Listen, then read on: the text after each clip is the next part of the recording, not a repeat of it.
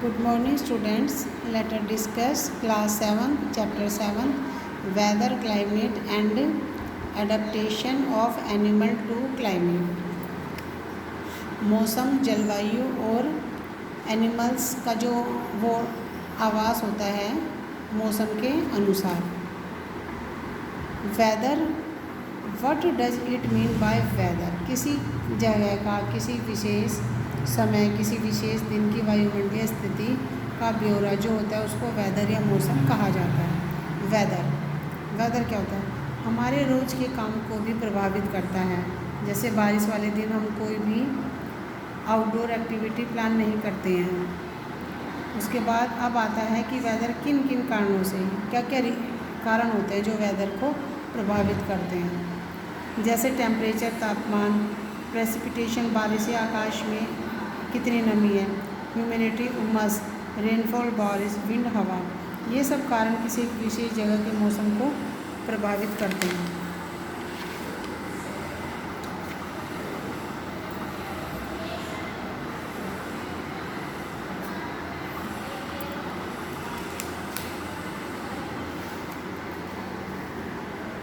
Metrologist department, जिसको मौसम विभाग भी कहते हैं, वेदर रिपोर्ट देता है समय समय पर, जिसकी वजह से हमें मौसम की जानकारी मिलती रहती है.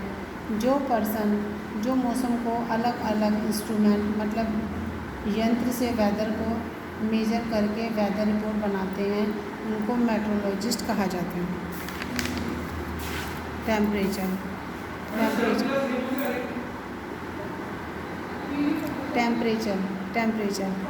टेम्परेचर का मतलब होता है कोई सतह कितनी ठंडी या गर्म है और फ्रीजिंग पॉइंट से कितना अबव या बिलो है.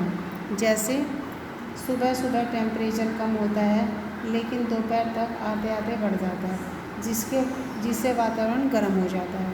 ह्यूमिडिटी एंड रेनफॉल, हवा में जो वाटर वेपर का अमाउंट होता है उसको हम ह्यूमिडिटी या उमस बोलते हैं.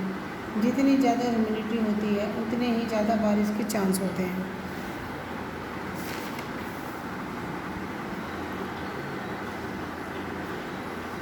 कोस्टल एरिया क्या होते हैं? जो एरिया समुद्र के पास होते हैं वहाँ ज़्यादा बारिश होती है. जैसे मुंबई. जो एरियाज़ कॉन्टिनेंटल एरिया समुद्र से दूर दूर होते हैं वहाँ कम बारिश होती है. जैसे दिल्ली. उसके बाद आता है क्लाइमेट.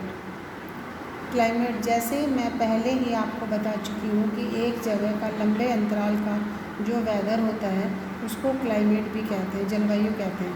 जैसे कश्मीर का क्लाइमेट स्नोई है, मतलब बर्फीला है. बेंगलुरु का मिल्ड है, मतलब यहाँ ना गर्मी होती है ना ठंड होती है, ना ज़्यादा गर्म, वो बीच का रहता है. उसके बाद आता है आपका एडेप्टेशन क्या होता है? किसी स्थिति के मुताबिक खुद को ढाल लेने को एडेप्टेशन कहते हैं. जैसे जो लोग कश्मीर में रहते हैं वो 20 डिग्री -20 डिग्री में भी रह सकते हैं. लेकिन अगर कोई दिल्ली का रहने वाला है उसके लिए इतने कम टेम्परेचर में रहना मुसीबत साबित हो सकता है.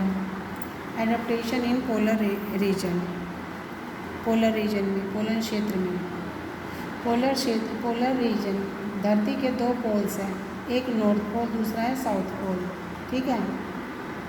दूसरा साउथ. इन जगहों में पोलर रेन कहते हैं, जहाँ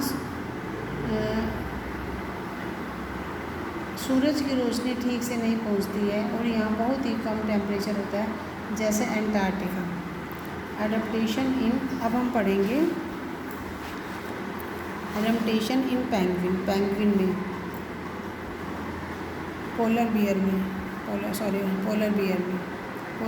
में इन्होंने कैसे खुद को इतने ठंडे मौसम की तरह ढाला है ये हम पढ़ते हैं. शरीर पर इनके वाइट फर होते हैं क्योंकि वाइट बर्फीले पहाड़ों वाले क्षेत्र में ये सफ़ेद बाल इनको प्रोटेक्शन प्रोवाइड करते हैं. शिकारी में प्रेडिकेटर्स. फर की भी दो परतें होते हैं जो ठंडे मौसम में इन्हें गर्म रखते हैं. इनकी त्वचा के नीचे फैट की एक बाधित मोटी परत होती है जिसको ब्लबर कहते हैं, ये इन्हें गर्म रखते हैं।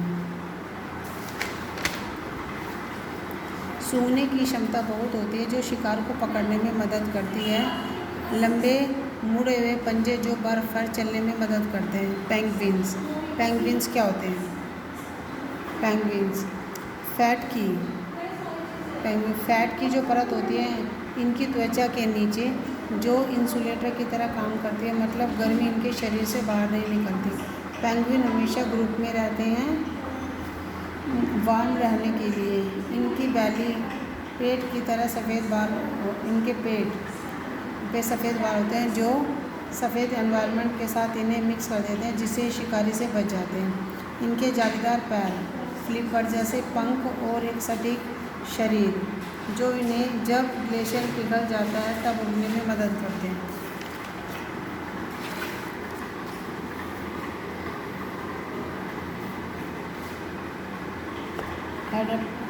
Tropical rain forest. Tropical rain forest कैसे होते हैं? वो क्षेत्र जो ट्रॉपिक ऑफ कैंसर और ट्रॉपिक ऑफ कैप्रिकॉर्न के बीच में आते हैं, और जो रेन फॉरेस्ट ज़्यादा बारिश वाली जगह जो घने जंगल होते हैं इस क्षेत्र में आते हैं, उनको ट्रॉपिकल रेन फॉरेस्ट कहा जाता है। इनकी कुछ कैरेक्टरिस्टिक हम देख लेते हैं। बहुत ही गीला या वेट क्लाइमेट होता है जहाँ ये होते हैं। पूरे साल में जो बारिश होती है वो 1500 से 2500 मिलीमीटर तक होनी चाहिए। ऑलमोस्ट हर दिन बारिश होती है, जिससे यहाँ कभी सूखा मौसम नहीं होता है। लगातार बारिश के कारण ये रेन फॉरेस्ट हमेशा भरा भरा रहता है। टेम्परेचर यहाँ 30 डिग्री में 35 डिग्री दिन का और 20 से 25 डिग्री रात का होता है। इनकी हरियाली के कारण यहाँ काफ़ी जानवर और बर्ड मिलते हैं, क्योंकि खाना काफ़ी अधिक मात्रा में मिलता है। अब जब इतने जानवर एक जगह रहेंगे तो कॉन्फ्लिक्ट, तकरार नॉर्मल है। तो अब हम देखते हैं कि अलग अलग जानवर ने कैसे खुद को एडॉप्ट किया है। जैसे टूकन है।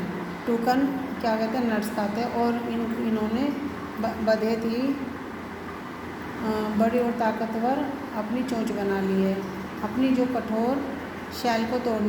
कठोर शैल को तोड़ने में मदद करती है।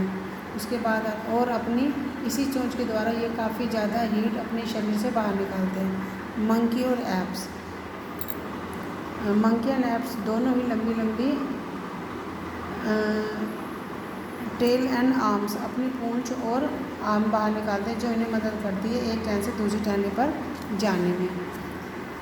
ऐसा ही एक लॉन्ग टेल मोक्यू है, बियर्ड ऐप है, जिसको दाढ़ी वाला बंदर भी कहा जाता है।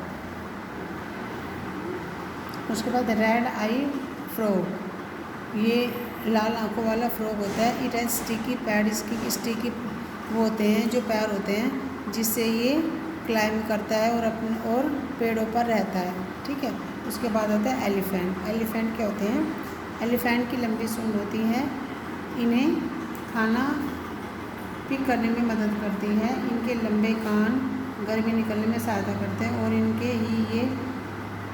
इनसे ही ये बहुत हल्की सी आवाज़ भी सुन सकते हैं, जो इनको हमेशा अलर्ट रखती है। थैंक यू बच्चों।